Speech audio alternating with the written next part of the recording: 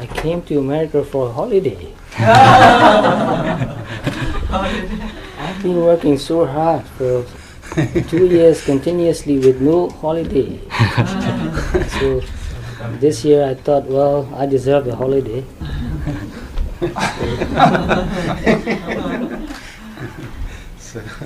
So I plan to travel, and I left Burma on the 30th of April. Spent 1 week in Singapore and 5 or 6 weeks in England, and 3-4 weeks I think in East Coast, and 1 week in Canada, Toronto, and 10 or 11 days in Los Angeles, and then now 2 weeks in the Bay Area.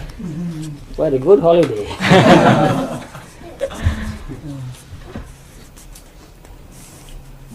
I don't come just to talk with you. I also come to listen to you.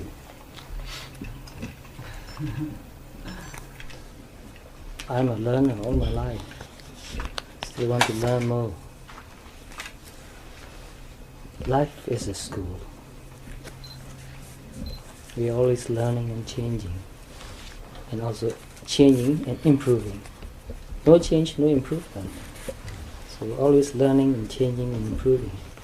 Wow, this is a very good question here. Billy, age 6 years. Where's Billy?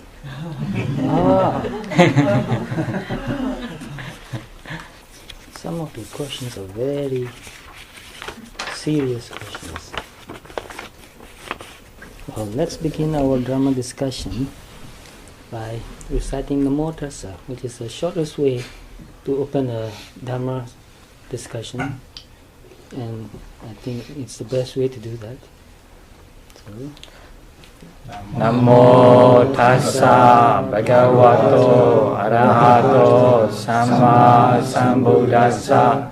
Namo Tassa Bhagavato Arahato Samma Sambuddhassa. Namo Tassa Bhagavato Arahato Samma Sambuddhassa. I hope you understand what it means, because it is very important to understand whatever we say, whatever we recite. The meaning in brief is, I pay homage to the Buddha who is fully enlightened. So before answering the questions, I thought of expressing a few of my difficulties in my beginning stage of development, when I was growing up and trying to find a meaningful way to live my life, trying to find something to live for. So I think some of you have the same difficulty, because whoever wants to find the best way to live or a meaningful way to live has a lot of difficulty.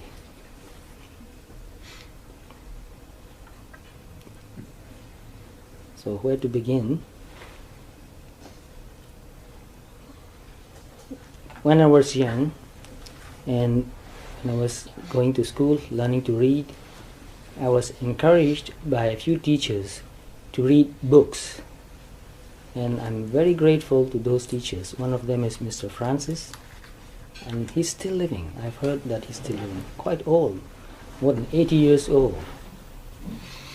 And another teacher, I don't know whether he's living or not. His name was Brother Thomas, a Roman Catholic Irish brother, very kind, very cheerful, very friendly. So most of the boys really loved Brother Thomas, and he was a good football player too. So he encouraged us to study, to read books, and we had a special study group to study English literature and philosophy also. And we didn't have to sit for exams for those classes, because those were exceptions. I was chosen to be one of the students there. So because I love reading, I attended those classes regularly. Didn't want to miss any of those classes because those classes were more enjoyable and meaningful than the regular classes. So in those classes, for example, he would play a record of a poem recited by the author, recited by the poet. So we got to hear the voice of the poet reading his own poem. Very interesting. And we have movies, slides. So, and these teachers encourage us to read books on many different subjects. And one advice they give us is, if you read one book, try to get another book with opposite opinion. Don't just read one book, because if you just read one opinion or one side of view, you will get stuck with that point of view. So it will narrow your mind. You become, how do you say that? Rigid in your thinking. So whenever you read a book, find another book which has different opinion. So I love that sort of ideas. So whenever I read one book, I'll try to find another book from the library, different author, different opinion. And as I read more and more books, naturally, I also read books on history. And whenever you read history, you read about a country and about the religion also. So I read history of Buddhism and history of India, history of Ceylon, history of Buddhism in Ceylon, Sri Lanka, now they have a different name, Sri Lanka, and history of Europe, history of Christianity. And very recently I read another book on Judaism, very interesting, about what is that? Moses. Very interesting book. How he became a leader and the difficulties of being a leader. So I read many books on different religions and many books on different philosophies, different psychology, and Eastern ideas also. Many books on Chinese religion.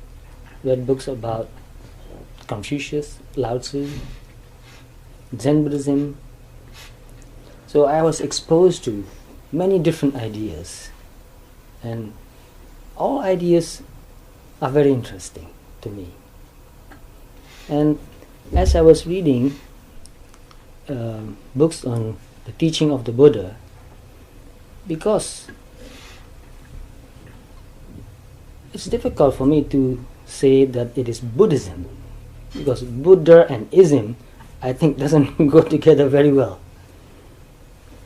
But anyway, as I read books on the teaching of the Buddha, I got very interested, especially when I read about the story of the life of the Buddha. I got very inspired and felt very attracted to his life, his personality. And one verse which I want to talk about or discuss about today, which I came across and which have caused me a lot of sleepless nights, so to speak, is that Buddha said, Attahi atano nato, kohi nato paratiya. This is the Burmese way of pronouncing. Attahi atano nato, kohi nato parosiya. You yourself is your own reliance. How can anybody be your reliance? So when I came across that verse, I liked that very much. But as a young boy with not enough knowledge to decide what is right and what is wrong, it was a very difficult situation. How can I rely on myself? I don't know enough. how can I decide whether something is right or wrong? And Buddha went on. The second part of the verse is Attanahi tu dantena nathan labati tolaban. By taming yourself well. This is the literal translation. Tu dantena means taming well. By taming yourself well, one can achieve that reliance which is difficult to achieve, which is difficult to get. So I like the idea that one should be one's own reliance, because since I was a young boy, I like freedom, I like independence. And that is the strongest motivation in my life, to be free, to be independent. And I think most Americans like that idea. Free and independent. And even in reading books, I want to keep my own freedom. I don't want to get deceived by the author's point of view. So that's why whenever I read one idea, I'll try to find another book which expresses different idea or opposing ideas. So in my mind, there's a debate going on. Always a debate in my mind going on. Always questioning, always doubting. So I was a skeptic and I'm still a skeptic.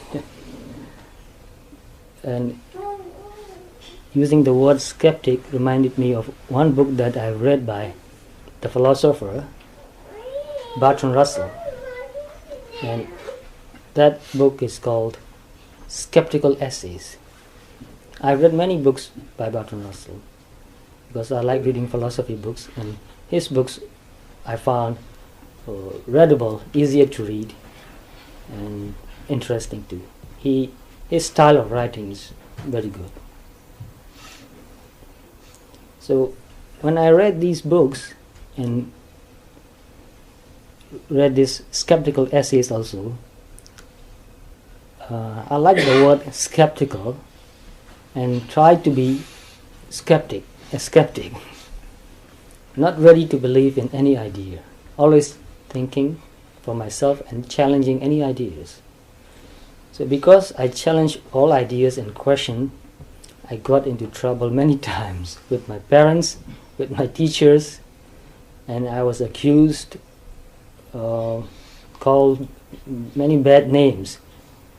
And one of them is that they call me a communist because I did not believe in anything. How can I believe in something? I was not sure. I don't know whether it's true or not.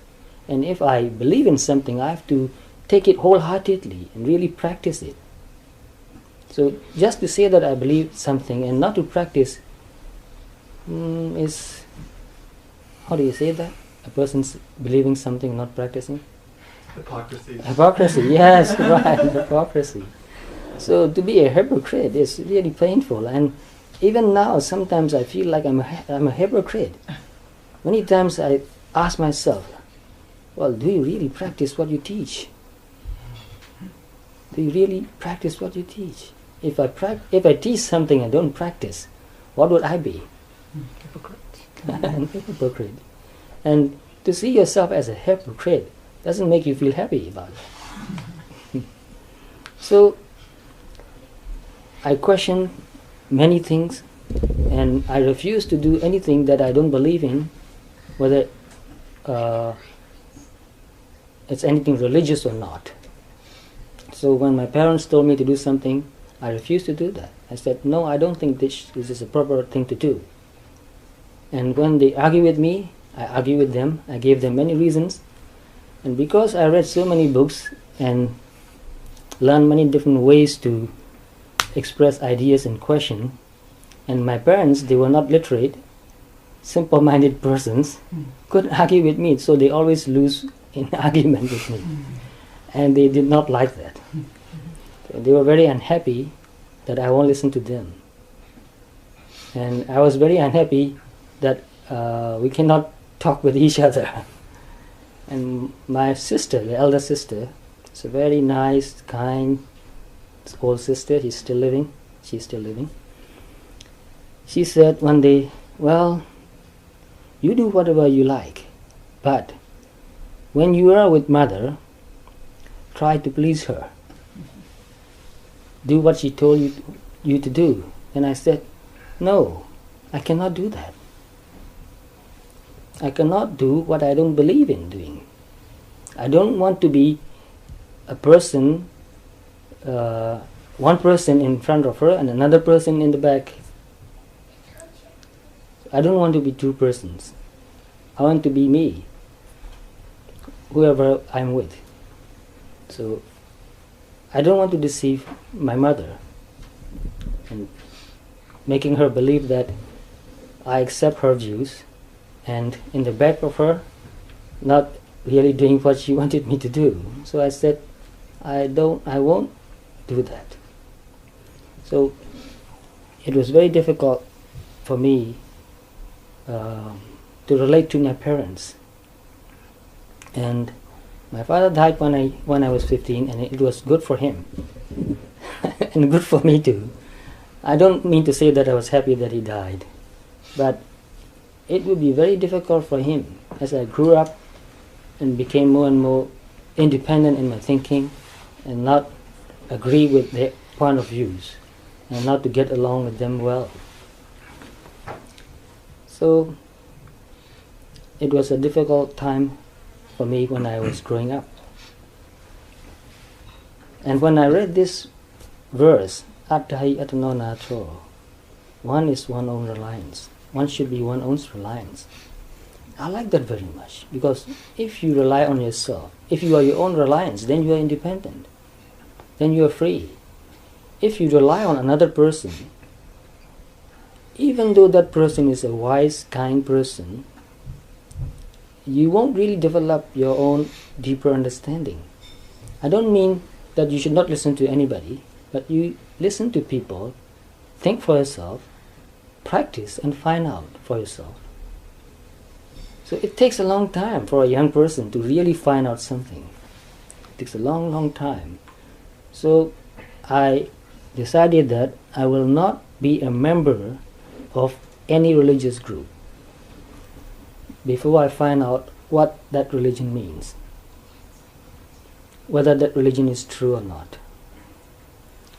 In fact, once I decided that I will never be a member of any religious group, because to become a member, you lose freedom when you become a member. You have to agree with the group. You have to agree with the leader. You have to do what the leader tells you to do. And naturally, sometimes you can't agree with your leader. You can't agree with the group. Naturally.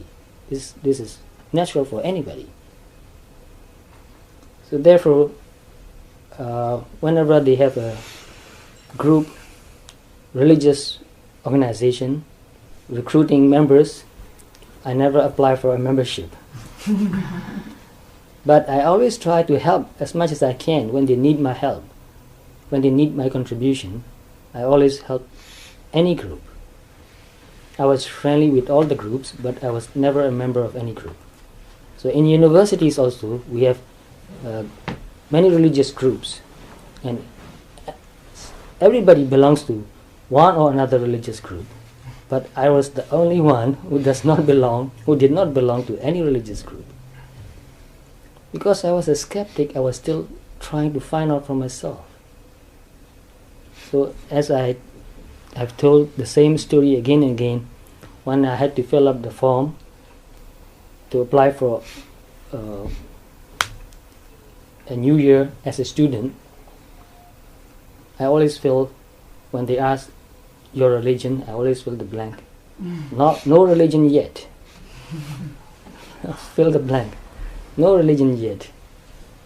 Still trying to find out, because I believe that you cannot inherit a religion. You have to learn, find out for yourself, and practice it.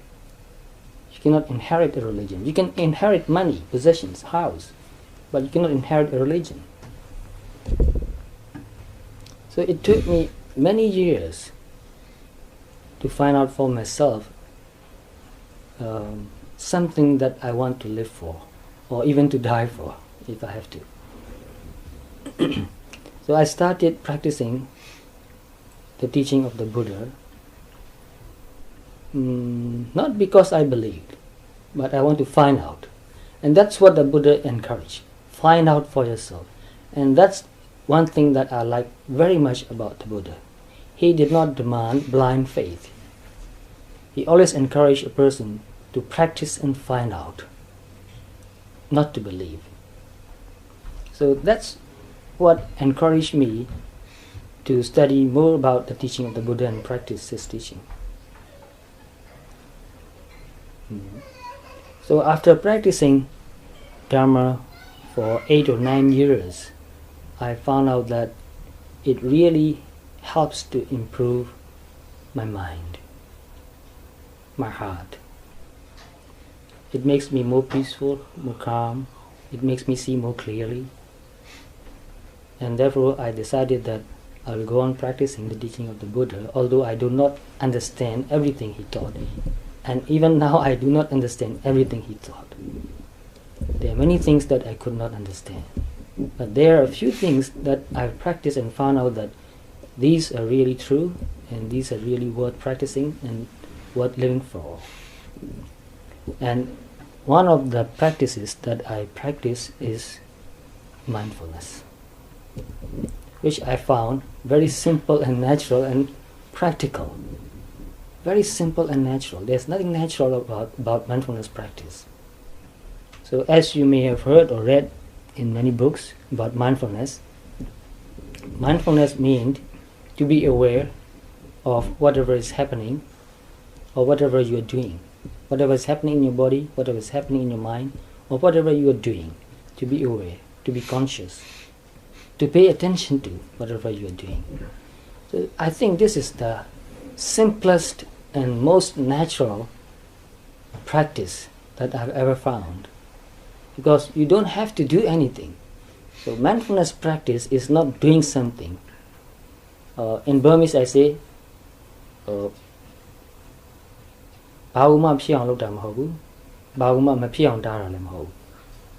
means you are not trying to do something, or you are not trying to resist something. You are just paying attention to whatever is happening. So I found this very simple and natural and easy to practice too, because you can do that anywhere, no matter what you are doing. So as I practice mindfulness more and more, I found that it affects my mental states. I became more aware of my mental states. I became more aware of my thoughts and feelings and emotions. And especially in the beginning, what do you think you'll find more about yourself in the beginning? All the negative thoughts, defilements. Yes, naturally, defilements. So when I pay attention to what's happening in my mind, naturally I find that I want this, I want that, or I'm angry or upset about this or that. So mostly we go through the day wanting this, wanting that, not liking this, not liking that, upset, angry. Sometimes we are happy, not always angry, not always upset, but sometimes we are happy too. But even when we are happy, when I pay close attention to that mental state, I found that sometimes we are just deceiving ourselves to make ourselves happy. When you become really serious about this happy state of mind, you'll find that it's quite childish. Sometimes we make jokes and laugh, and when you seriously think about the jokes, it doesn't make sense. It's nonsense. So many times I thought that what makes us laugh is something really nonsense. So nonsense makes us laugh, makes us happy. When I become serious about that, sometimes when my friends make jokes, I won't laugh. And they were very unhappy about that. Why we are laughing and why don't you laugh? And I said, there's nothing to laugh about this joke. This doesn't make sense. So when you become really serious about what makes sense and what doesn't make sense, it's very difficult for you to laugh.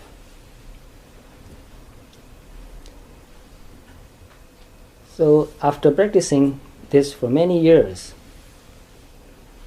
I came to the conclusion that I will go on practicing this for the rest of my life. Because I found out that practicing meditation makes the mind more clear, more aware, more conscious. You can see things more clearly. You can see your mind more clearly. And that helps improve my mental state and my understanding. So as I practice and read Dhamma books, it helps me in both ways. So I believe that if you really want to understand the teaching of the Buddha, you have to do both. You have to study, which means you read books. You have to discuss with what you read with other people also, so that you have different opinions. Because sometimes you misinterpret what you have read, or sometimes there may be many different interpretations of the same idea.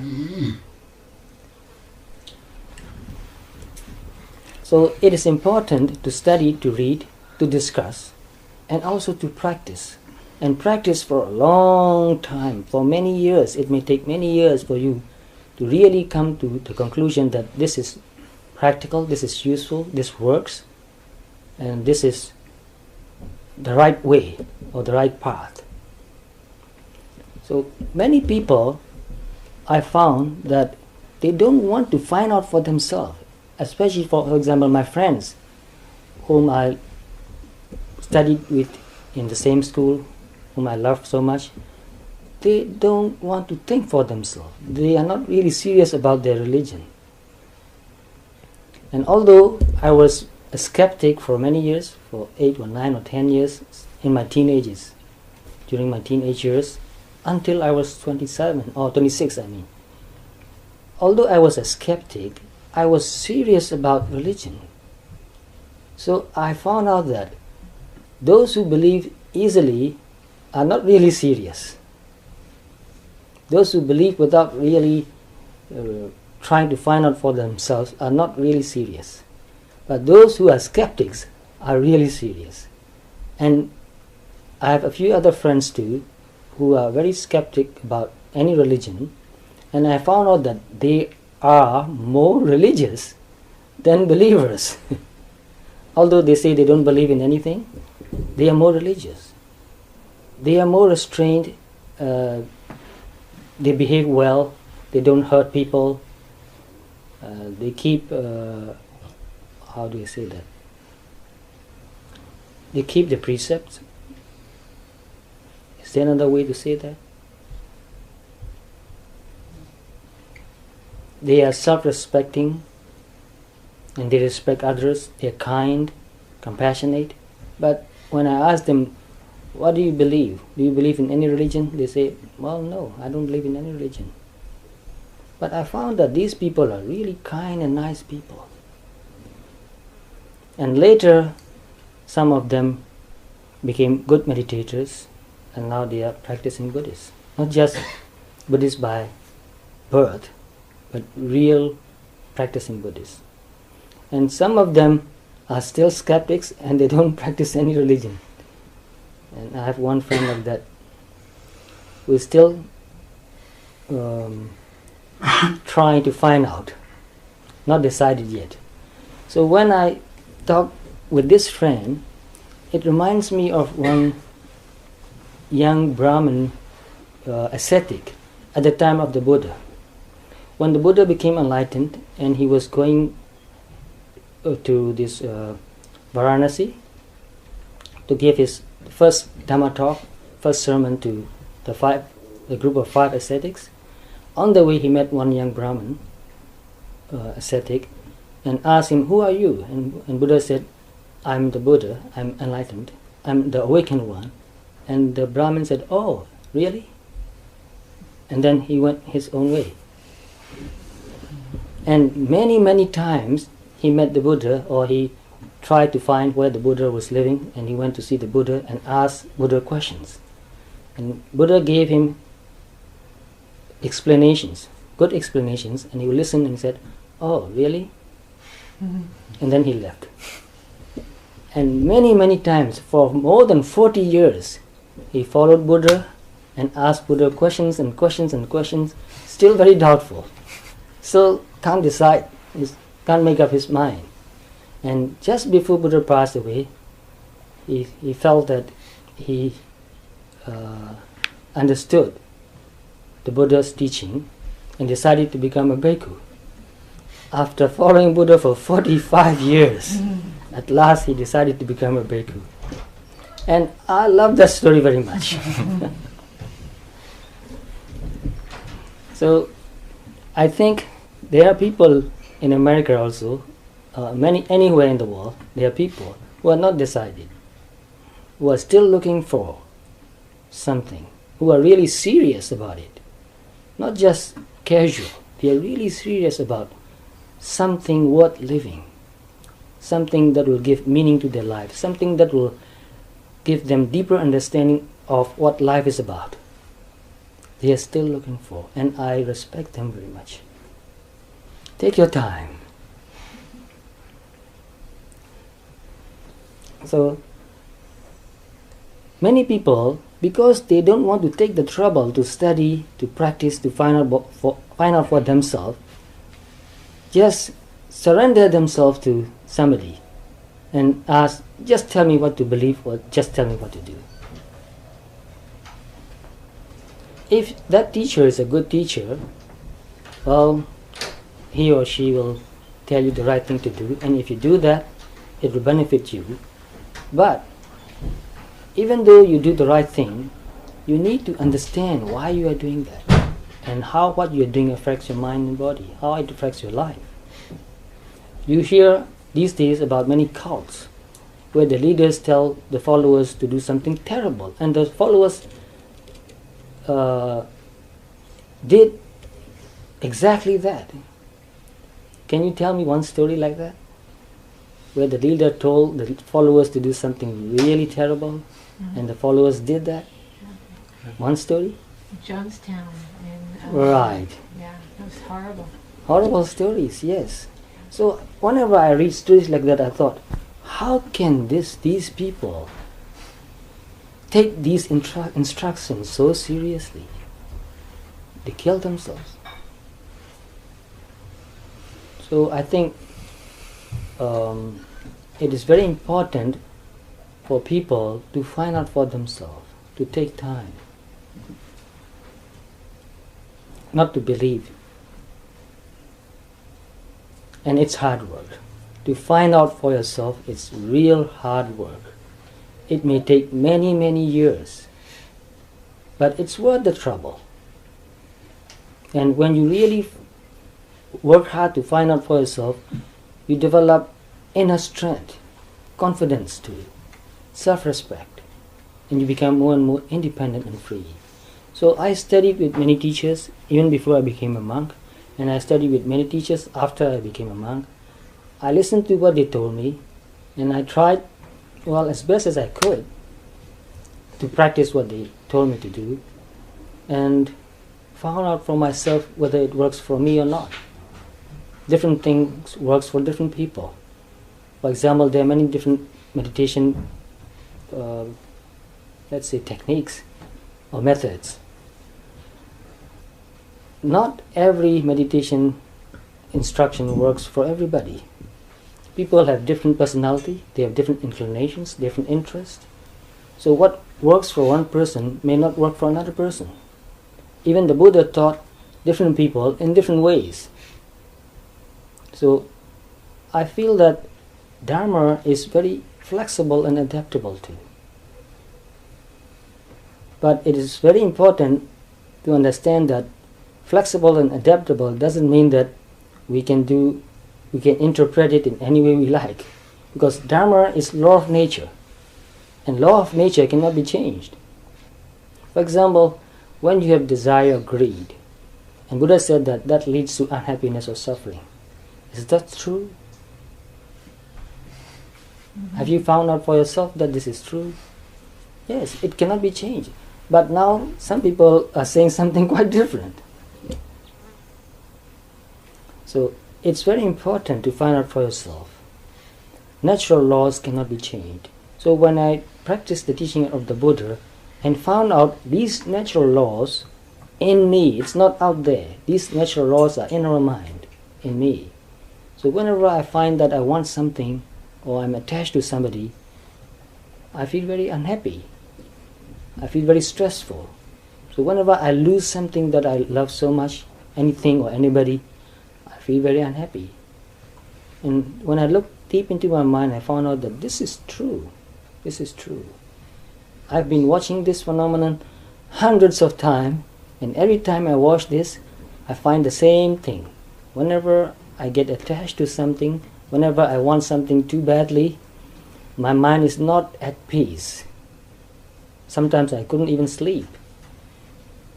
So whether I can overcome attachment or greed is another matter. But to see that this is true is very important.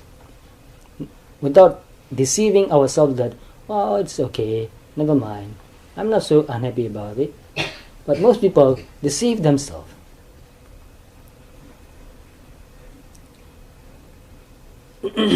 So to find out for oneself and not to be a blind follower is very important.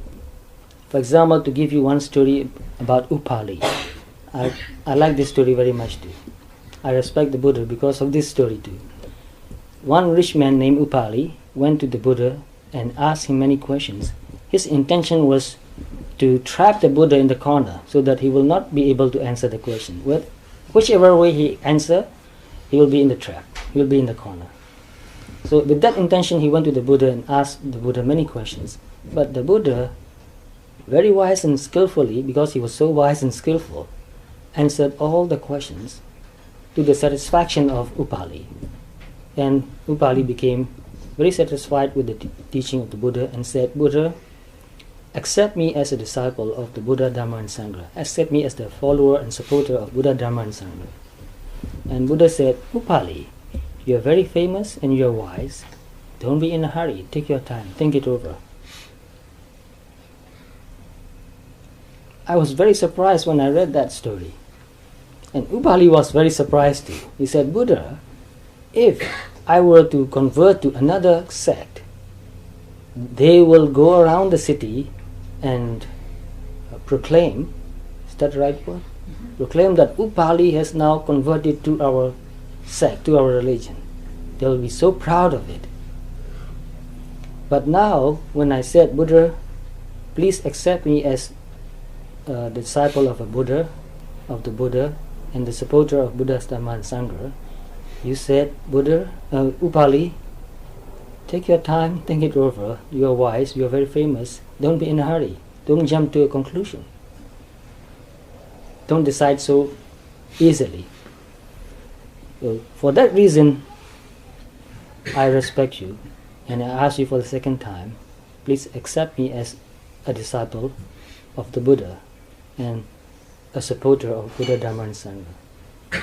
And Buddha said, all right, but you were a disciple of Nigandar, and your home, your house, was like a well on the corner of the road, on the crossroad, where all the Nigandars can come to get whatever they need. So I think you should still support those Nigandars, although you become a disciple of the Buddha. And Upali said, I'm surprised.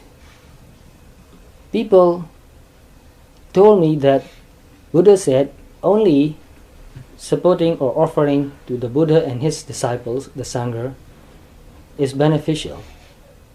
And offering or supporting other people is not beneficial. But what I hear from you is so different from what I heard from other people. So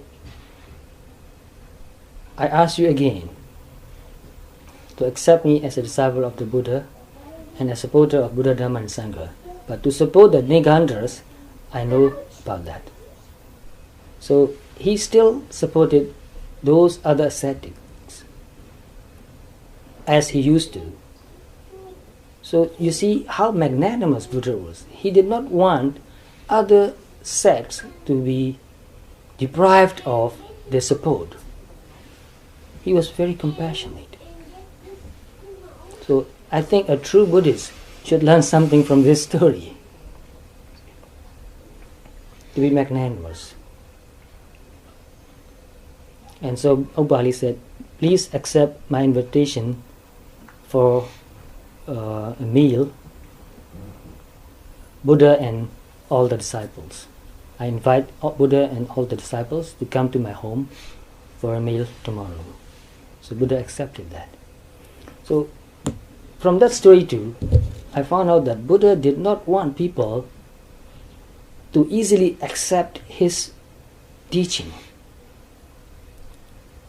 but to really find out, to be more serious about it. So I thought Buddha did not want big number of disciples. The Buddha's intention was for a person to find out for himself or for herself and become liberated, free. He did not want disciples actually. He wanted people to understand the truth and overcome defilements and become free. And another story, just before the Buddha passed away into Nibbana, Venerable Ananda asked, when you pass away, who shall be our teacher? Buddha said, the Dharma and Vinaya that I taught you will be your teacher. He did not designate anybody to take his position. And this is really surprising. I have never found in any other religion such a, how do I say that, instruction. So the Dharma and Vinaya is our teacher, not a person. He did not designate any great disciple to take his position, to be the leader of the Sangha. This is very unique, this is very important. Think about it. You'll find out the Buddha's intention. So, and Buddha also said that I don't want to be the leader of a group. He did not want to be a leader. He just wanted to make people free. I have no intention to be the leader, the big leader. I did not think that I will lead the Sangha. Although he created the Sangha, he made rules for the Sangha, and it's for the Sangha to decide. Whenever there's anything to decide, the Sangha has to come together and declare what they are going to do and ask for the vote. And only 100% vote can validate the decision. 100%, not 99%. So it must be very difficult to do that. So reading about these stories and thinking about it made me respect Buddha very deeply. This is the teacher that I can trust and respect, because he did not want to be the leader. He did not ask for blind faith. He did not want big number of followers. His intention was not to have big number of followers. His intention was to point out the truth, to point out the path that will lead to the liberation, freedom, and be free. So when I was younger, I thought, well, it's better not to belong to any religion, because if you belong to any religion, you have to believe in things that you don't believe in. You will be asked or forced to believe in things that you don't want to believe, or you'll be asked or forced to do something you don't want to do. You will lose your freedom, and your behavior will be controlled. Not only your behavior, even your thinking will be controlled. Because sometimes I read in books that if you have any doubts, you have already committed a big crime. You are not allowed to have a doubtful thought. You are not allowed to have any doubts. But Buddha encouraged doubt. But to encourage doubt doesn't mean that you stop there. Because if you have any doubts, then you have to work hard to find out. So for people who say, well, I believe everything, it's very easy and cheap. But for some people who say, well, I don't know, I'll find out, then that person has taken a big responsibility. So, to find out for yourself is a big responsibility which most people do not want to take. Tell me what to do, tell me what to believe. Don't make me think. People are afraid of thinking. So, one person said, if you really make people think, they'll hate you. But if you make people believe that they are thinking seriously, they'll love you. What do you say about that? So thinking or finding out for yourself, practicing and finding out for yourself is a big responsibility.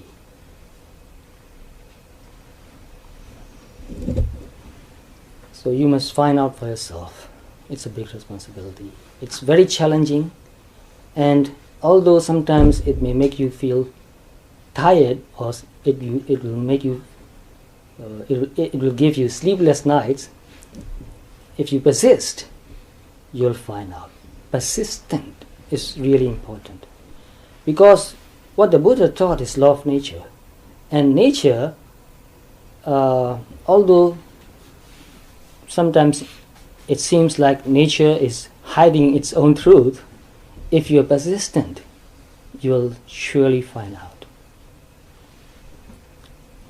In many other fields too, for example in physics, scientists work hard, hundreds or thousands of scientists work hard for years and years, and they find out one truth after another about physical universe. So in the same way, when we practice meditation, we are finding out about the nature of this mind and body. What makes us happy? What makes us unhappy? What makes us free, and what makes us, what's the opposite of free? Confined. Yes. So if we really are persistent, and if we really practice satipatthana, mindfulness, we will find out for ourselves.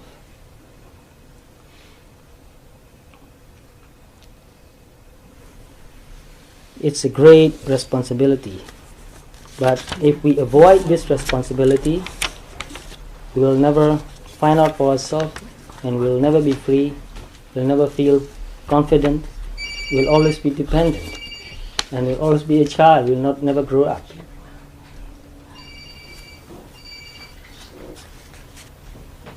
Well, where is that little boy? I want to answer his question. Billy? He's asleep? Younger brother was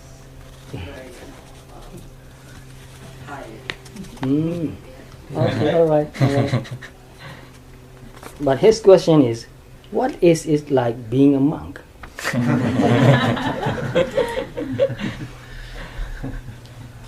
ask that to every monk.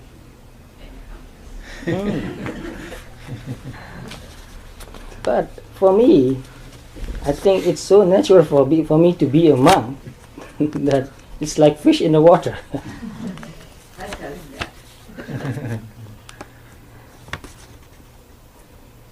It's not really hard for me to be a monk. I become a monk by my own choice, and I enjoyed that since I became a monk. Since the first day I became a monk, I really loved it, enjoyed it. Although it's a hard life. It's not easy to be a monk, but not easy doesn't mean that I don't like it. I don't want easygoing life. I like to work hard. So after I became a monk, I went into a forest monastery, and became a monk and lived a very simple life. Simple means really simple. I had all the clothes that I'm wearing on. That's all I had.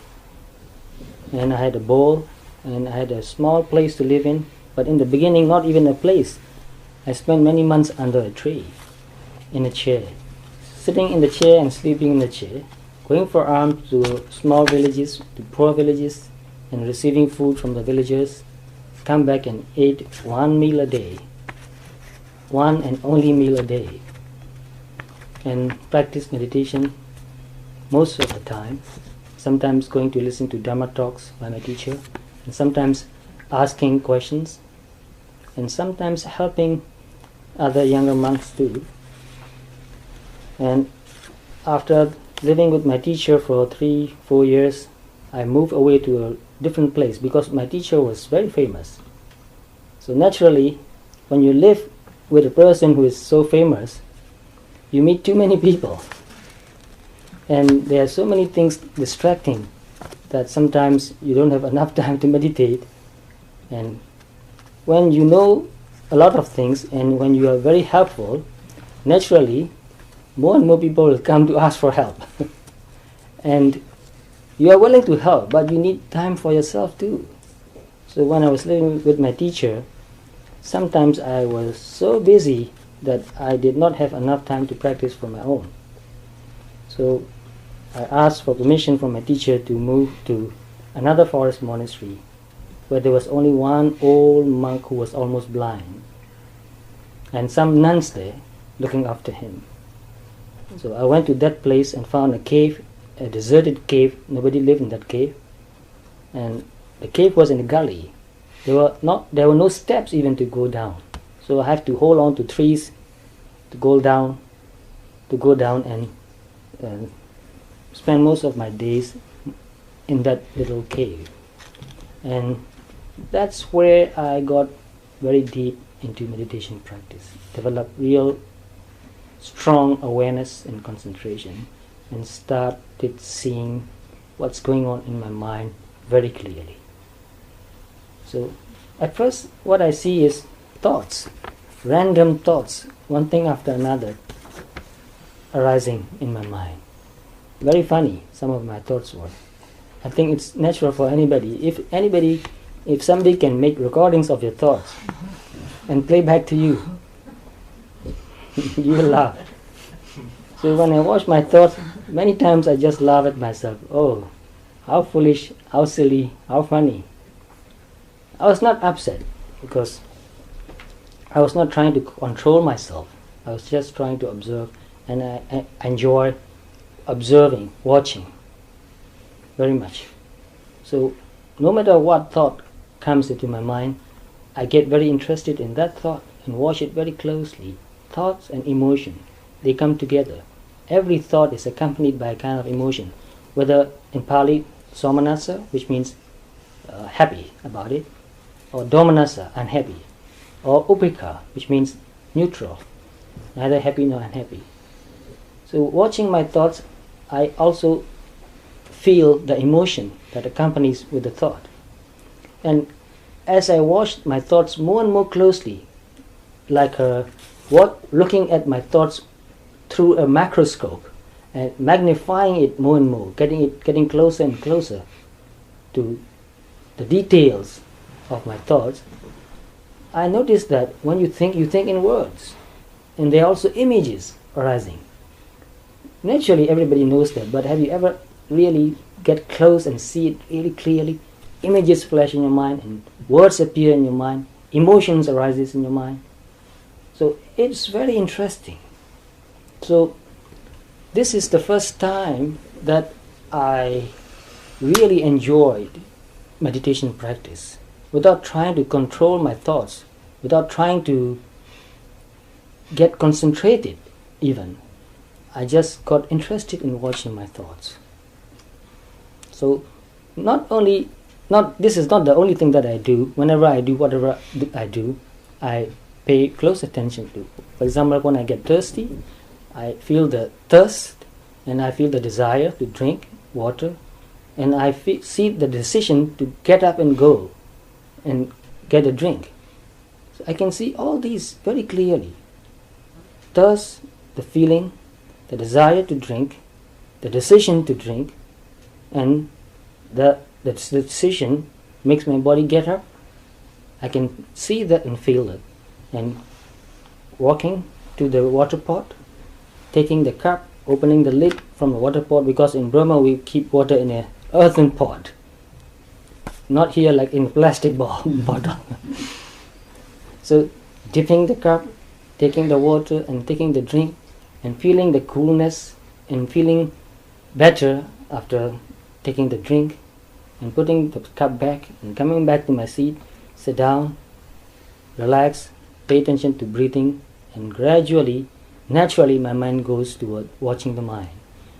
Because I think this is my inclination.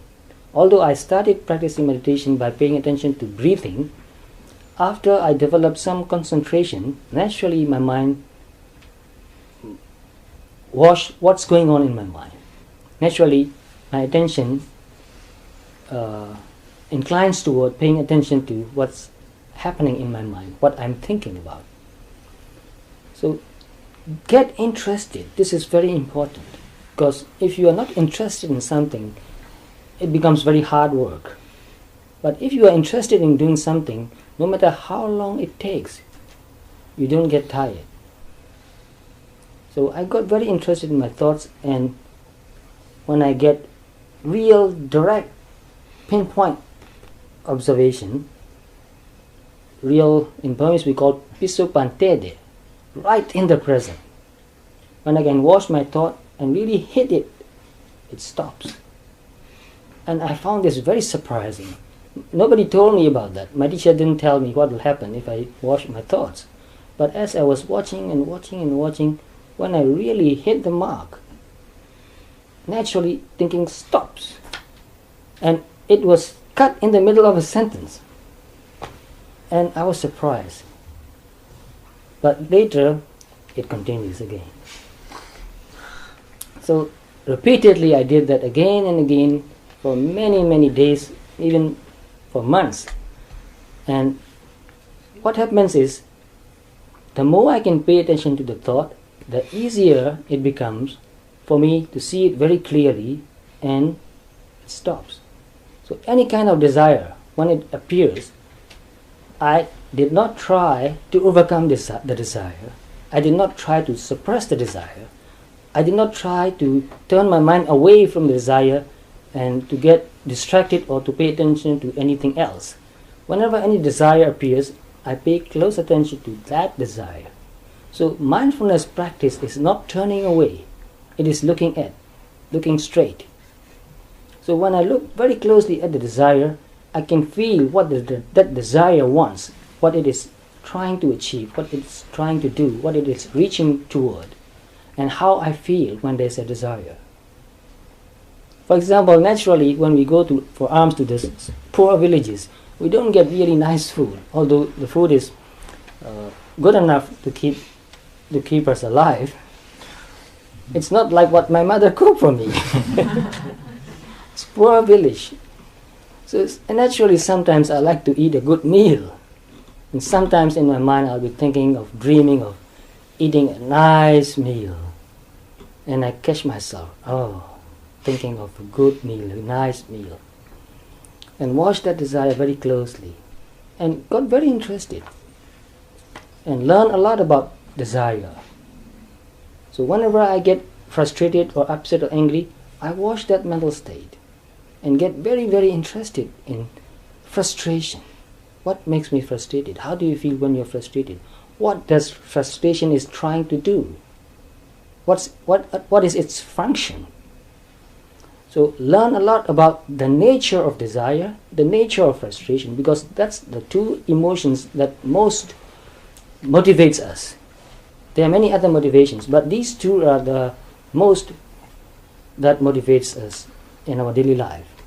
So instead of overcoming or getting rid of the desire, I get interested in desire or frustration or anger and watch that very closely. And one thing that made me very upset when I was living in a forest monastery is when people come and cut down trees. I can't stand that. Whenever I hear somebody cutting down trees, I have to stop meditating and go and tell that mind to stop that. Don't cut down trees. That is something I can't tolerate. So many times, whenever I hear somebody cutting down a tree, I feel so upset, so angry, that I can't meditate anymore. Well, That way, I learn a lot about what desire is, what anger is, what frustration is, or even what pride is. And gradually, whenever I watch my mind, all thinking stops. And the mind became very clear. No thought anymore, a very clear, quiet, peaceful mind. And this is very important. So I try to explain about this again and again, because from my understanding, meditation is not creating a certain mental state.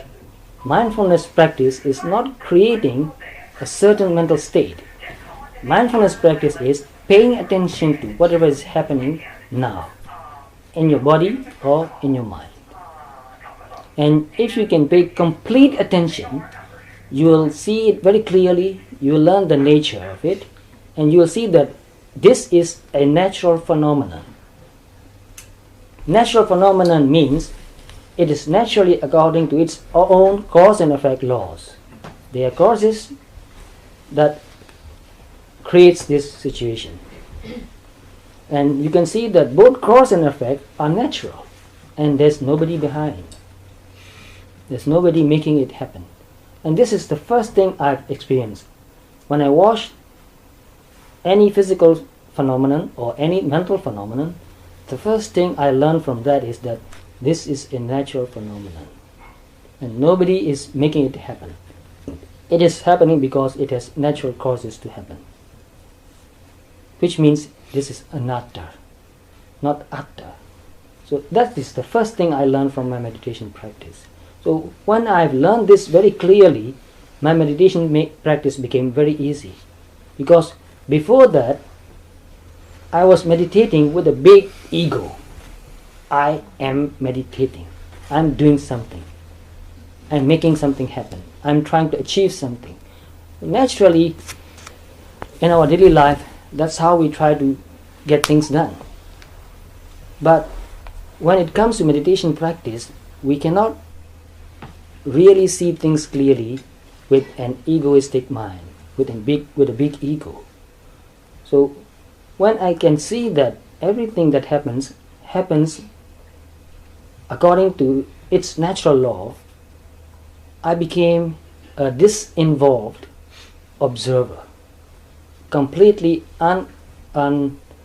uninvolved observer, not trying to control anything anymore, not trying to resist anything anymore, not trying to change anything anymore.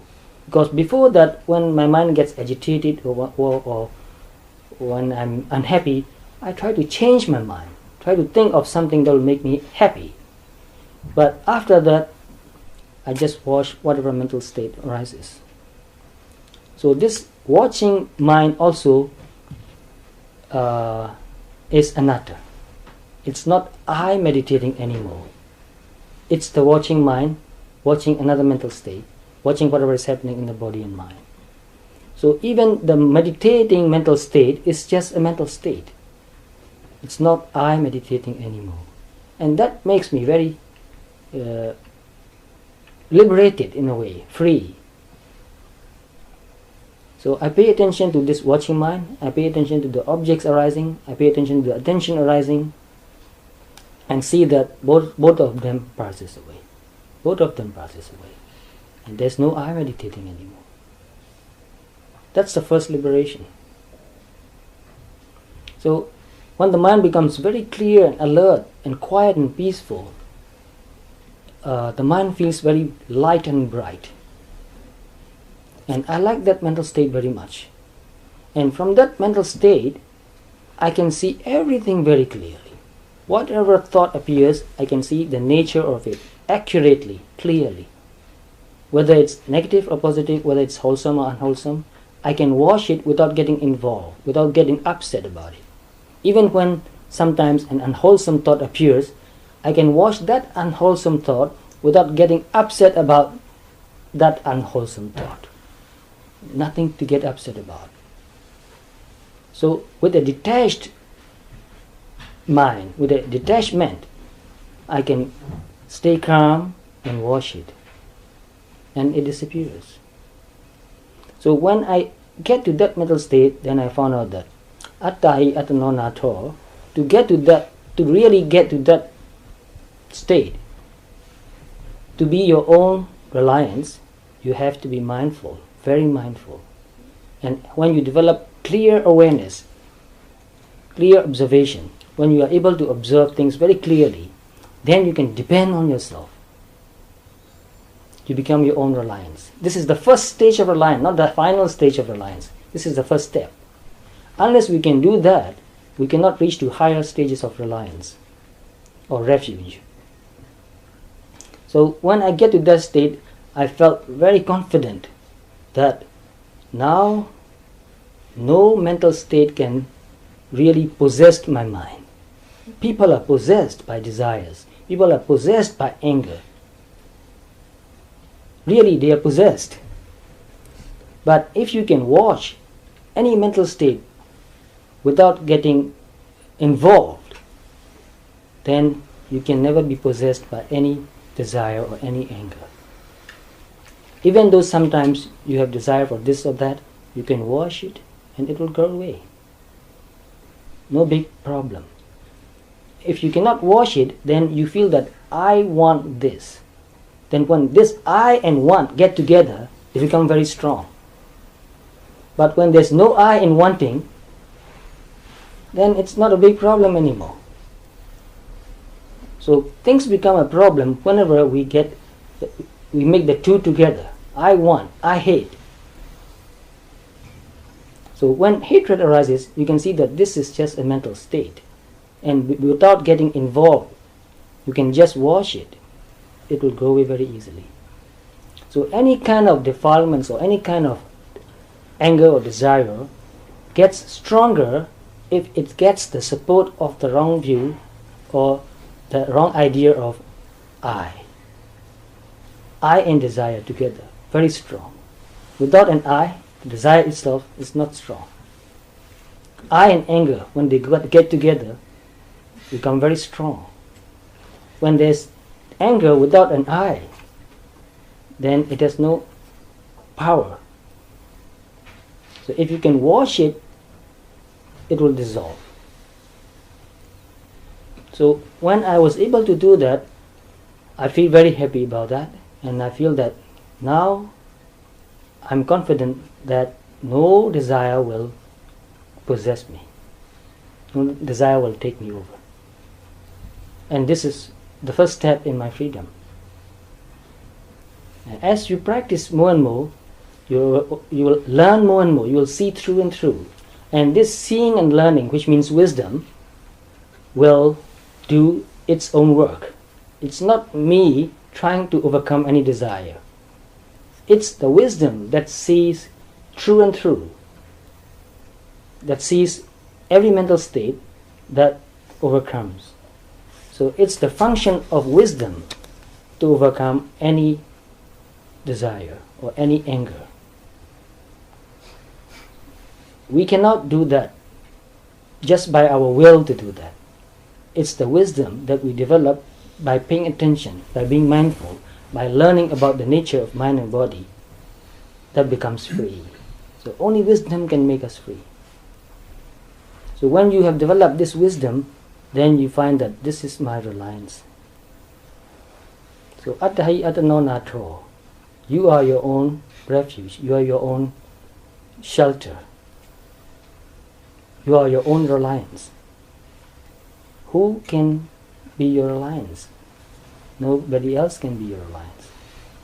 So teachers can teach you, instruct you, guide you, help you, but you have to do your own work. And it's very simple. This Nirodha, the end of suffering, the cessation of suffering.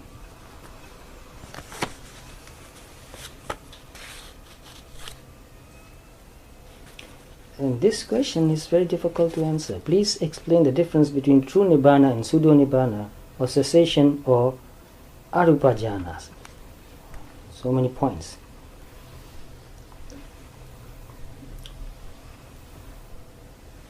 Nibbana is the end of phenomenon. one definition is. So when a person experiences nirvana, that person is not experiencing any phenomenon anymore. Anything that arises and passes away is the worldly phenomenon. But nirvana is not a phenomenon. It's nature. It's paramatta, which means it does exist. But the existence of nirvana is very difficult to explain. We can talk about nirvana in a negative way, what it is not. But it is very difficult to say what it is. But we can say that nirvana is the cessation of physical and mental process. So when in our meditation practice, at first we observe physical processes, whatever happening in our body, vibrations, movements, heat or cold, or hardness or softness, or in our mind also we observe many things, many emotions, many thoughts, greed, anger, or even positive mental states like loving kindness, compassion, mindfulness, concentration, samadhi, upekha, balance of mind, many different mental states we can observe. But we are still observing natural phenomena. And when we have complete understanding of these physical and mental phenomena, when the wisdom that we develop from observing these becomes really mature, naturally it goes beyond. So this is another point that we must remember. When we understand something completely, fully, the nature of wisdom is that it goes beyond. Naturally it goes beyond. Whenever we understand something completely, the wisdom will go beyond that.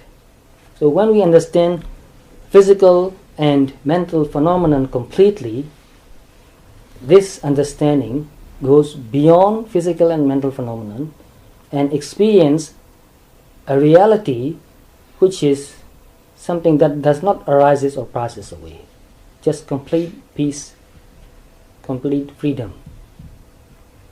Very difficult to talk about these matters. And when a person experiences this mental state or this nibbana, it is accompanied with deep wisdom too. And jhanas are just concentration of mind where no desire, no negative mental state appears. It is just concentrated mind, concentrated on some object. It still has an object, a worldly object. It may be like you can get jhana by practicing metta, you can get jhana by contemplating on Patui Kasina, or any other object. You can develop jhana. And even arupa jhana, you can even contemplate on nothingness and get really concentrated on that and become very quiet and peaceful. Nothingness also becomes an object of your meditation practice.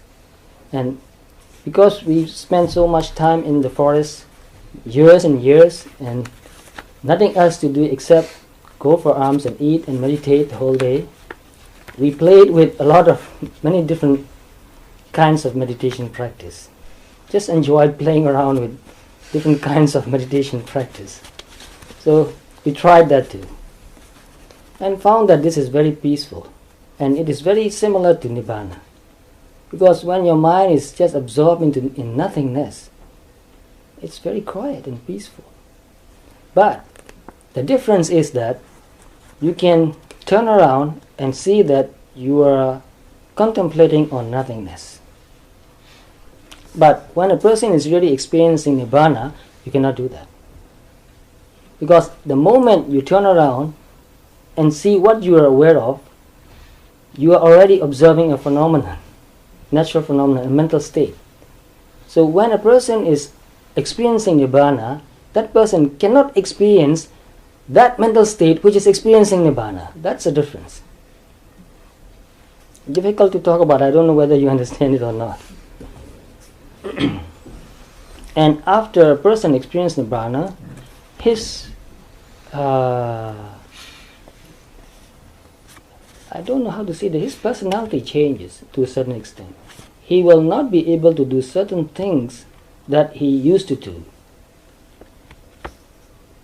For example, keeping precepts. He will not cheat. He cannot cheat anymore. He cannot tell a lie anymore. He will not even think of doing that. So there are many things that happens to a person, and no envy, jealousy anymore. Even the first stage of enlightenment, one overcomes all that. No envy, no jealousy. Although in the beginning, in the first stage of enlightenment, the person still has some desire for things, this person will not transgress any precepts, like killing or stealing or committing adultery or telling lies or taking intoxicants. Will not do that anymore. This person will not do anything that is harmful to anybody, including himself. So some people say that, I just like to drink and it doesn't cause any harm to anybody. What's wrong about that? Many people argue that like that. It's not good for you, because to be mindful is so important. And anything that makes you become less mindful or become mindless is really harmful for you, and it's harmful for everybody. So even an ordinary person who is sober, because we are not so aware or mindful, we make a lot of mistakes. And if you drink or if you take any kind of intoxicants, that will make you even become less mindful, less aware. So you'll make more mistakes. So what happens to people who drive when they are drunk? They get into accident. Just a few weeks, last week I saw an accident. I didn't want to look at it. I just got a glimpse of it. Horrible. The person in the car was crushed inside the car. I don't know whether they got him out of it. I don't think he can get out alive, because the car was so badly crushed. Why? Because they were not mindful. If you drive mindfully, you will not get into such terrible car accident. You can get bumped sometimes, but that's okay. But not in such terrible car accident. And there are many other things like that. So when a person becomes enlightened or experience nirvana, this person becomes more mindful. Mindfulness becomes quite natural for that person. Not 100%, but more than before. And keeping precepts become natural. Not trying to overcome the desire to overcome, not trying to control himself not to do something. It's natural for that person not even to think of doing it. For example, it won't be able to think of committing adultery. Not trying to control, but not even thinking of it. So it becomes natural for that person. Many Westerners think or have been told that they have attained Nibbana. How can one distinguish true Nibbana from other states that may seem like Nibbana but are not?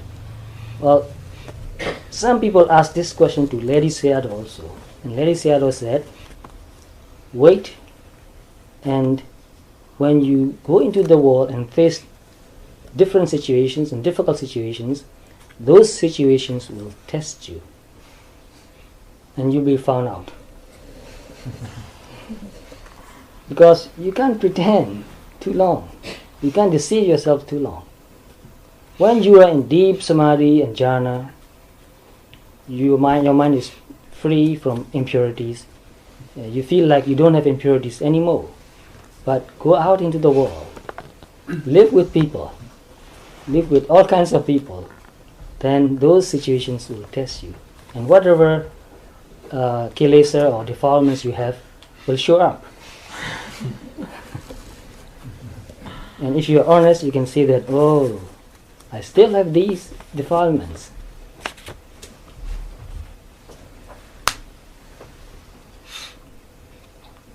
This question also is quite similar. How does one distinguish nirvana from the highest jhanic states?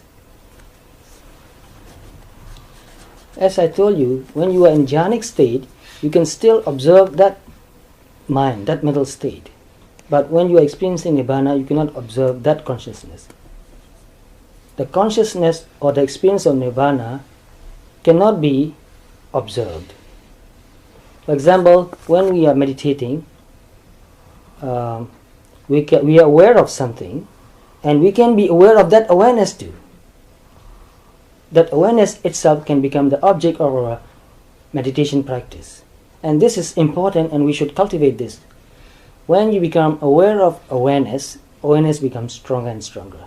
If you are not aware of awareness, sometimes you may feel like you are aware that you are meditating. But when you become aware of this awareness again, you can see that awareness itself is another mental state.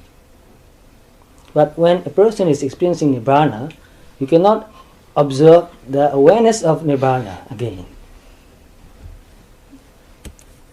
It's very tricky, very difficult. May I interject a sentence on this? I think in the experience of Nibbana, because it is transcending subject and object, the transcendence is also, it also transcends the act of knowing. There is a mental state, but that mental state cannot be an object of another mental state. That's why, isn't it a transcendence? It's transcendent, subject, yes. Object, Yes. as well as the transcendence of awareness. The mental concomitants, which we call Saitarikas, which is mindfulness, awareness, sati, samadhi, they are accompanied with the Nibbana consciousness. So that means the consciousness has awareness, but it cannot be aware of itself. That's why I was saying whether it is transcendence of subject and object. Right. Object is Nibbana, and subject is the awareness of Nibbana, but one cannot observe that consciousness. So in Vipassana, we can observe Vipassana consciousness again, but in experiencing Nibbana, we cannot observe the experience of Nibbana again.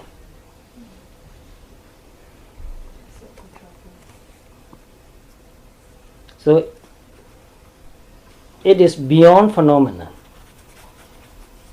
Nibbana is not a phenomenon.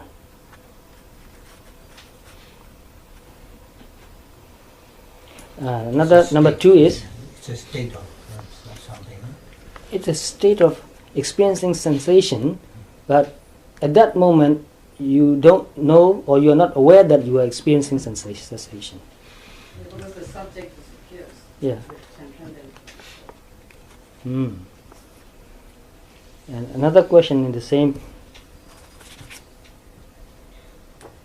Number two is, does one need to give up the experience of phala, fruition, in order to attain Sakadagrami, or is it better to attain first stage fruition over and over until the levels of insight become clearer?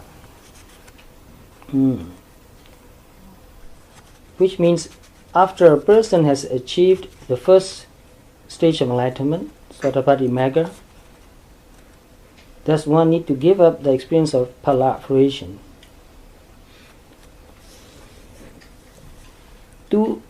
If one wants to practice to attain Sakadagami Magga, one has to determine, but put a time limit in that determination.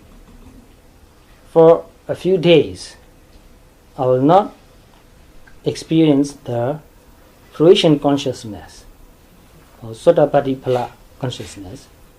So for a few days, for 3 days or for a week, I'll meditate with the intention to attain Sakadagami Magga. But you put a time limit. If you don't put a time limit, you know what will happen? it means that you will never go back to experiencing Sotapatti Phala consciousness. And do you like that? You don't. Because to be absorbed in Sotapatti Phala consciousness is very peaceful. So you have earned for it. So whenever you don't want to experience any worldly consciousness, you can decide or determine that I'm now practicing vipassana to go into Phala. And when your vipassana practice becomes stronger, naturally you go into Phala and you don't experience any mundane experience anymore. So that is like taking a holiday. Taking a holiday from all worldly situations, worldly events. So it's very restful and peaceful, which you deserve. And you are not sure whether you will achieve the next stage of enlightenment on that day or on that week. So because you are not sure, you should determine and put a time limit that during this week I will not go into fruition consciousness or Sotapatti Phala consciousness, but I will practice meditation with the intention to achieve higher consciousness.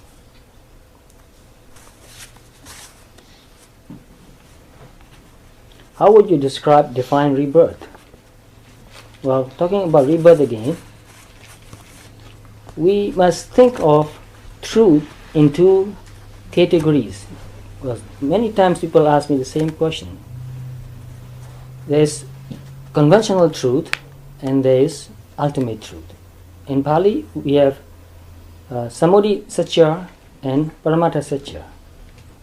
So when we talk about samsara, we talk like there's a person who goes from one life to another.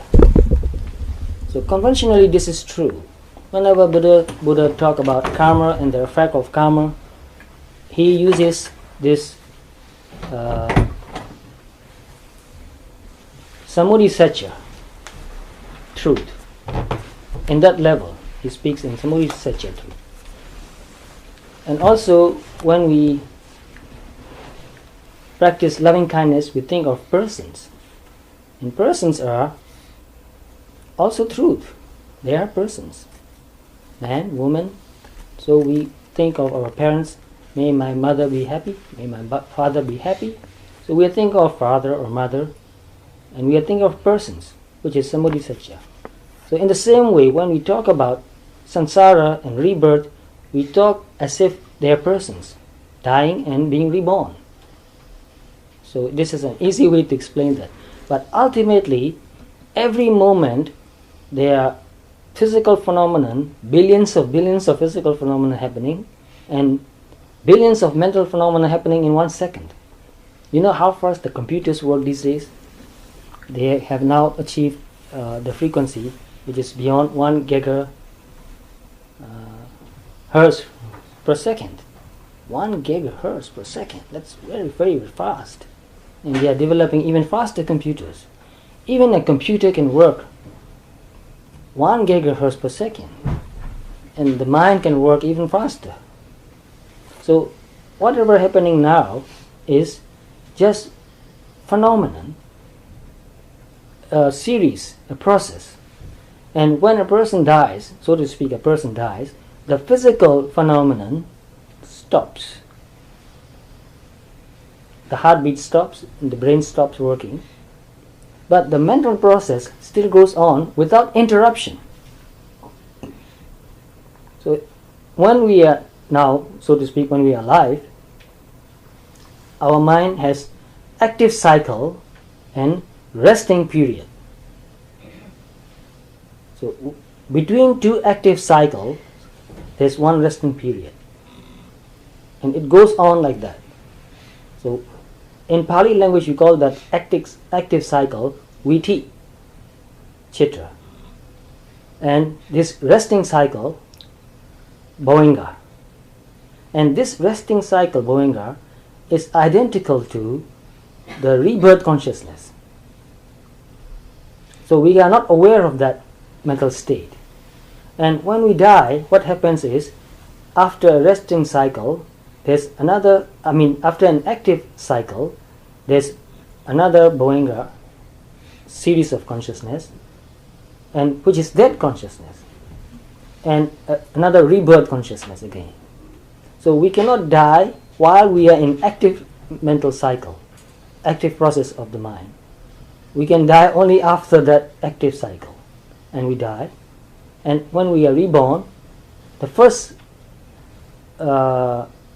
consciousness is identical to this resting state of mind, and then another active cycle, rebirth state of mind. So the process is exactly the same as what's happening now. So death and rebirth has no break. It's a continuous process. The only difference is the mental process happens to another physical phenomenon, arise with another physical phenomenon. So there's no difference actually. So when we can watch our mental states very closely, sometimes we can experience that gap between active mental cycles. This is very short, and you may ask, how can that be possible? Because it is so short. It is possible because whenever we experience something, identical active cycles arises many millions of times. And because they are identical, although they are arising one after another, it seems like you are projecting the same picture on the screen, identical pictures on the screen.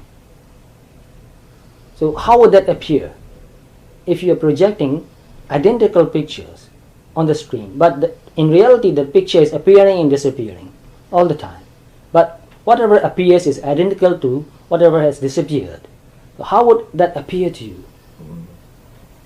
Continuous. Yes, you feel like it is still image. You experience that as a still image. So in the same way, when you develop very high concentration and very high mindfulness, and you observe your mental states, which appears repeatedly, identically, you are seeing that consciousness as if it is still.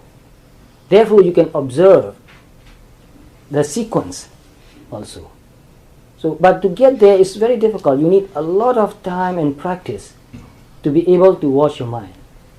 So you can see the sequences. Because it appears identically for billions of times, you can see one after another. Very interesting. The mind investigating the object, the mind deciding that this is it, and the mind accepting that object, and the mind enjoying that object. You can see all those. But it's not easy. And therefore, sometimes you experience that there's a gap between one consciousness and another consciousness.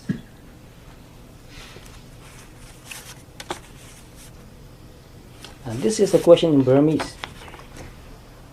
The first one is, Ngaba tila loni niyam yaw na usubadi. No, this is not true. Just being able to keep 5 precepts is no guarantee that you will not be reborn in a lower stage of life.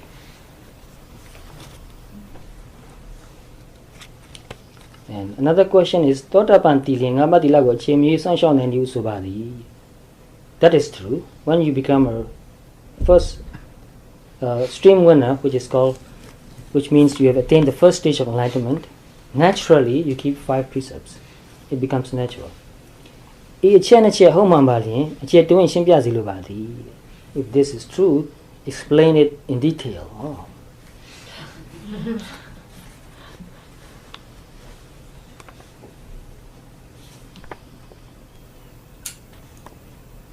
Well, I don't know how to explain it in detail. Already I have talked about it.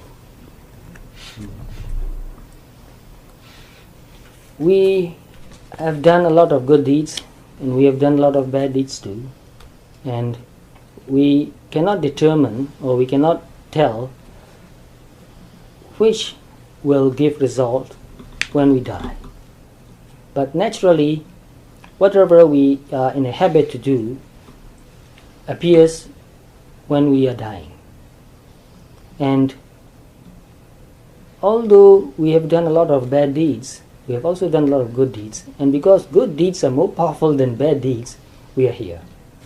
Otherwise, we won't be here.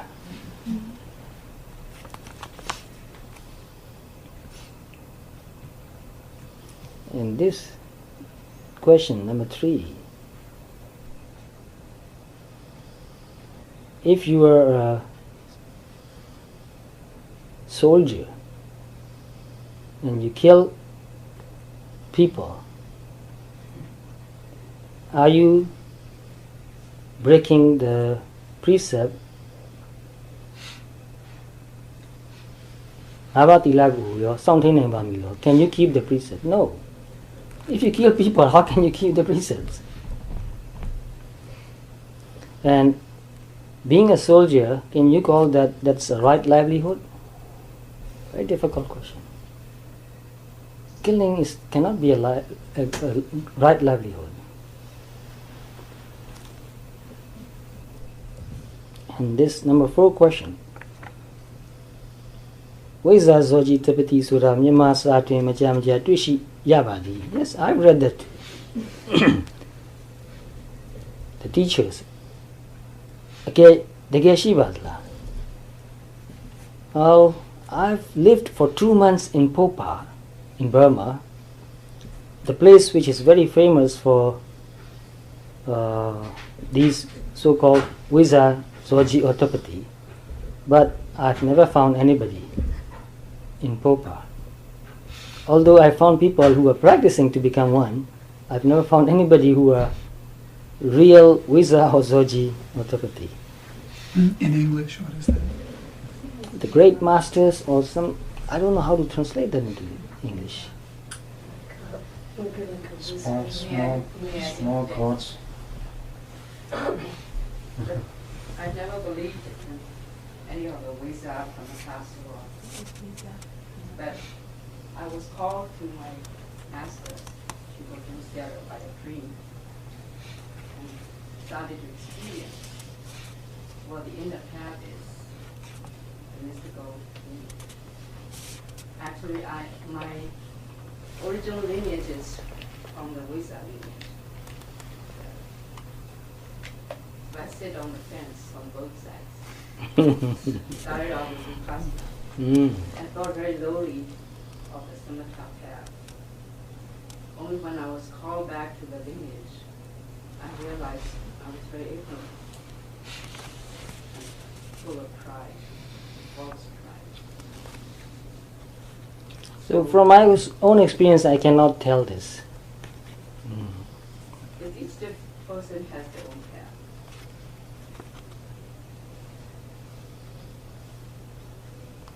So these are things I have not any experience of. Therefore, I cannot say anything from my own experience. I have never met one. So I think that's all the question is, because I've come back to the same question, what it is like being a monk. I think it fits my personality, and I'm very happy being a monk for 27 years. And it's not a difficult lifestyle. For me, it's like fish in the water. And for those who have natural inclination to be a monk, it's not a difficult life. The only difficulty is, you know what the only difficulty I have is? That people give me too much to eat. And sometimes they get so upset that I did not eat everything they offered me. And one person very recently got very upset and said, this monk has a craving to live a long life. And therefore he does not eat what I offered him to eat.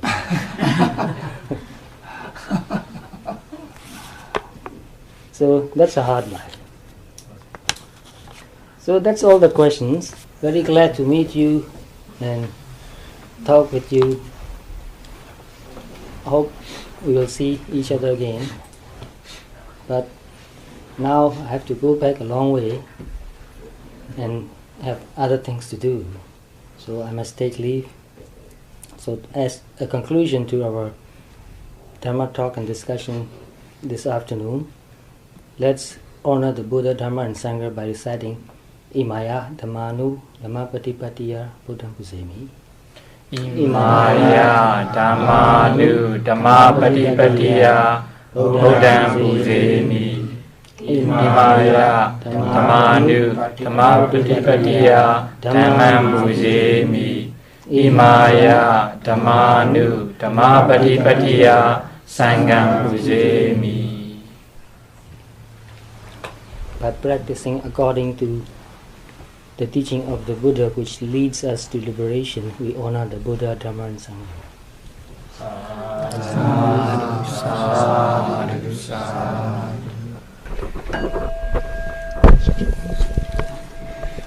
If someone has made a resolve or a determination to not go into the first pala again, can they give up that resolve, and how would they do it? Can they? Remember the question about how would you give up? Can you give up the resolve? Can you give up the determination? Like if you didn't put a time limit on it?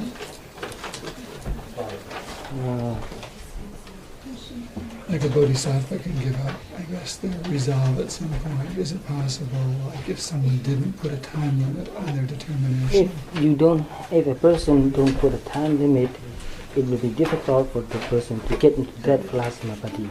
Exactly. Could they give up that resolve? Could they go in and say, okay, I give up the resolve to not enter Sotapati Magapala? So that means to enter it again. Yeah. Like, can they give up, if they made that mistake, if they didn't put a time limit on it, can they go back and give up the resolve to not? It can be done, I believe. It can be done. But you have to practice vipassana again. Oh, interesting. In detail. Okay. Yeah, it's not my question, but it's another person's question. It's a very real question because they didn't know not to put a time limit on it. And so, to put a time limit, whatever resolutions you make, it's very important to put a time limit. I understand. Yeah. But if they made a mistake and didn't know to put a time limit on, can they go back and correct that now? It can be done, but they have to practice vipassana more intensively. What they find is that naturally, because their mind knows the path of insight, that naturally it goes into and goes through the different stages again and again. But because they didn't give up the resolve, and because they made that resolve without time limitation. This is the end of the discussion in English. The rest is in Burmese.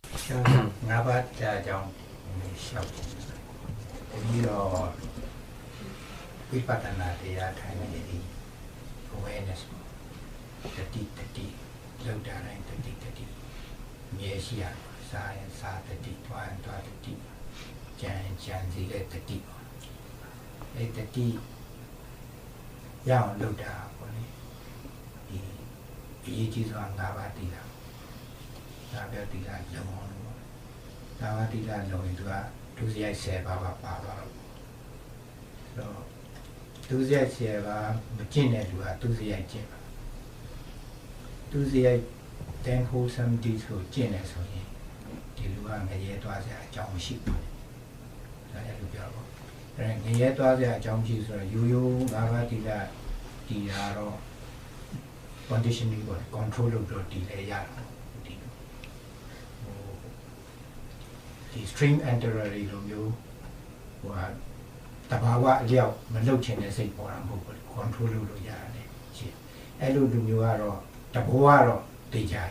Vipassana Nyan Yain, no, Saramara Triba, to the Sulato Corano, Nandiayo Diao Tide, Nine, Nandiayo Dia, John Ju Jump Chedes or Tide, Sura Anata Tidabo.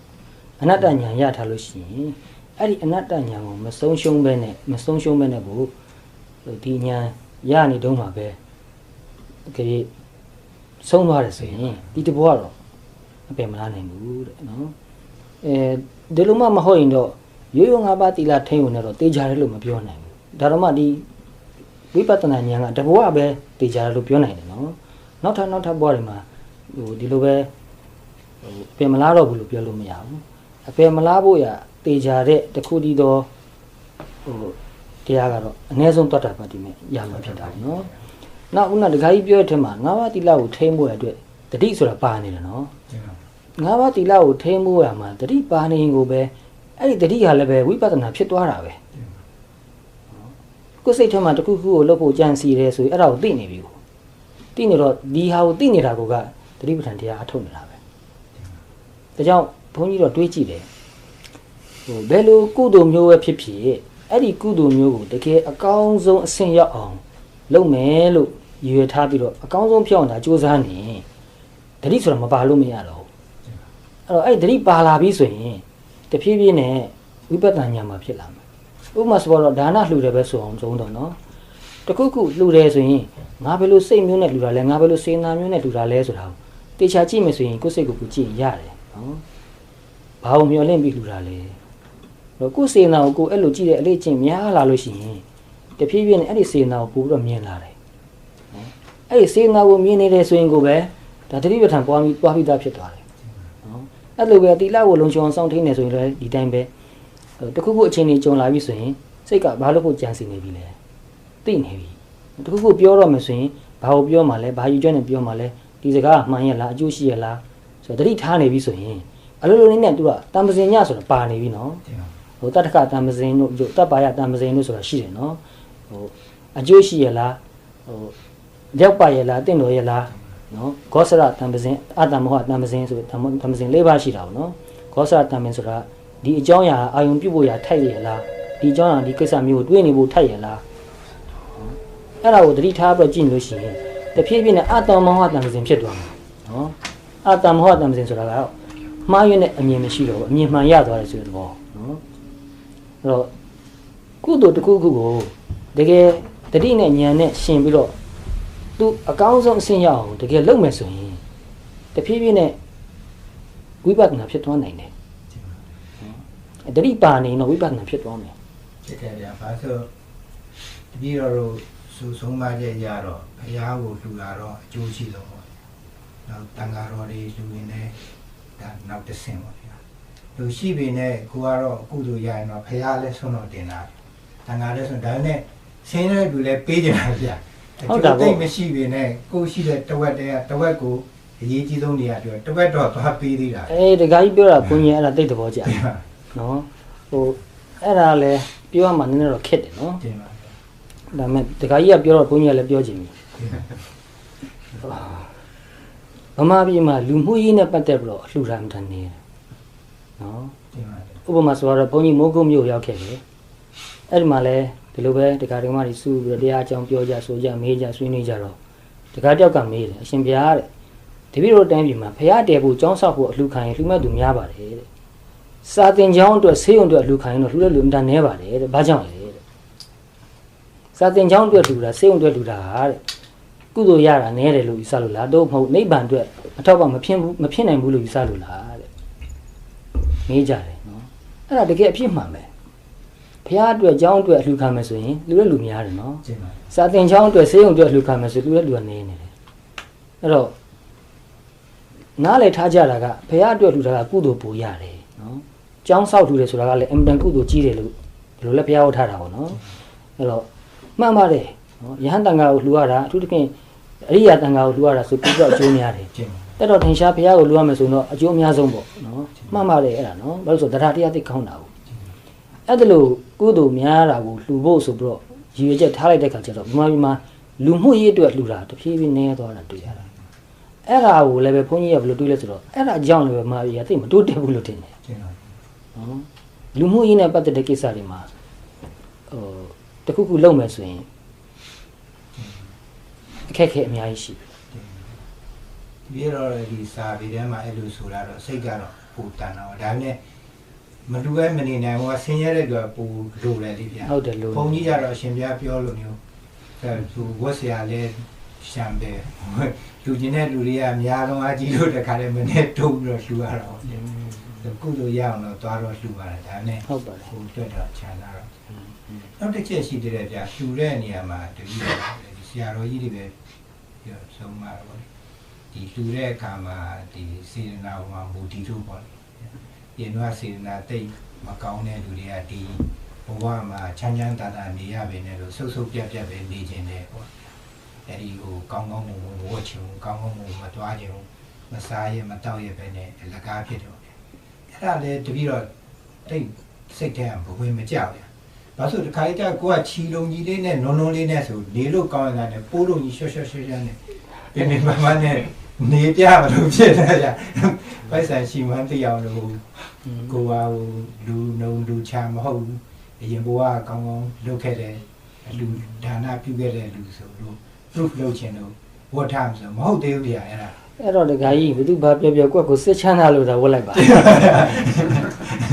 ဘုန်းကြီးတို့လည်းဒီလိုပဲတိတ်ကောင်းလို့နဲ့သင်္ကန်းစုမိုးနိုင်ဘူးမိုးနိုင်တာတိတ်ကောင်းလို့သင်္ကန်းကဝတ်လို့ကိုမကောင်းတာဘိုးသင်္ကန်းဆိုရှောနဲ့ကြသွားလို့မိုးချင်တယ်တော့မဟုတ်ဘူးနော်ရိုးရိုးဒီလိုသင်္ကန်းလေးပဲတင်းရုံလောက်ကောင်းတော်ပြီပေါ့နော်အစာဦးတိတ်ကောင်းကောင်းမဝင်ကြီးလဲမလို့ချင်ဘူးသူ့ကိုကောင်းလုံးအကြည့်တော့သူ့ကိုကောင်းအောင်ဆက်ပြီးတော့ပြုပြင်ရတယ်ထင်းသိရတယ်အဲ့ဒီတာဝန်တော်ကြီးတယ် နောက်စိတ်ဒုက္ခရောက်တော့ဗျာဟိုကိုကတက်တောင့်တက်တာနေရမယ်စားတာကြီးနဲ့ဟုတ်ပါကျွတ်ကျွတ်ကြီးနဲ့လို့အဲ့တော့ဘယ်သူဘာပြောပြောကိုယ့်ကိုစိတ်ချမ်းသာအောင်နေလဲဒါကောင်းပါလေဟိုဘူကျန်းကန်နေပါရင်နဲ့ရှင်ဘုရားဟောလိုမျိုးကိုးကားပြီးတော့ဟောတော့တယ်တပည့်တော်တို့ကတော့တမယိုးဟောပါလေဘုရားဘာသာအစဉ်လာကိုင်းဆိုင်လာတဲ့လူဆိုတော့အဲ့ဒီဘက်တော့စိတ်တော့ပါတော့ကြအဲ့တော့ဘဝင်တော့မကြောက်ပါဗျာအဲ့ဒါရှိတယ်ဗျာစားတော့လဲအရင်ဘဝကောင်းကောင်းမလှူလာတဲ့အတွက်ကြောင့်ပတ်စံရှိရတာနဲ့ကောင်းတာမစားနိုင်ပါလေထမင်းကြမ်းလေးပဲပဲပြုတ်လေးပဲကြိုက်တယ်ဆိုတော့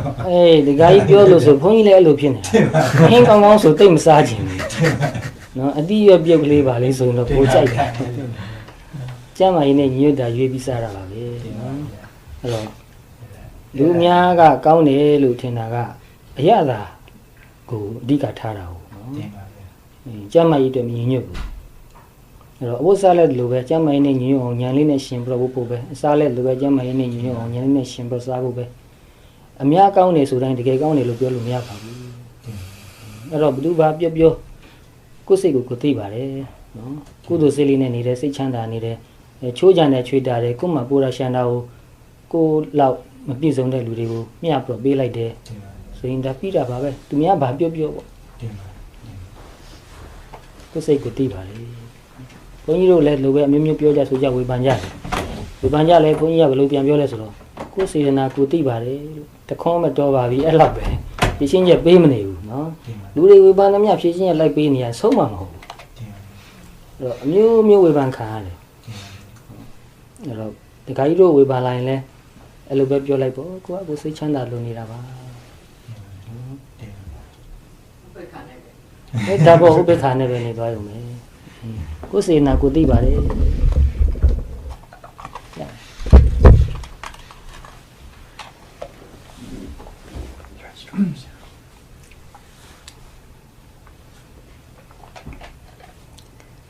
ဒီနေ့ဒီကကြီးတို့ဒီမကြီးတို့နဲ့တွေ့ရဆိုတော့ပြောရဆိုတာကောင်းပါတယ်နော်တပည့်တော်လက်တော်ကြာပါဗျာ40ခုနှစ်တည်းက